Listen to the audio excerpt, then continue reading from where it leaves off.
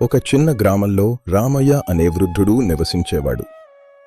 అతనికి పెద్దగా సంపద లేదు, కాని మంచి మనసు మాత్రం అపారంగా ఉండేది. ప్రతి ఉదయం సూర్యోదయానికి ముందే లేచి గ్రామంలోని చెరువుకి వెళ్లి నీటిని శుభ్రం చేసేవాడు. నీరు స్వచ్ఛంగా ఉంటే గ్రామం ఆరోగ్యంగా ఉంటుంది అనేది అతని నమ్మకం. ఒకరోజు తీవ్రమైన కరువు వచ్చింది. చెరువు ఎండిపోవడం ప్రారంభమైంది. గ్రామస్తులు నిరాశలో మునిగిపోయారు. కొందరు గ్రామం విడిచి వెళ్లాలని నిర్ణయించారు. కాని రామయ్య మాత్రం ఆశ వదలలేదు.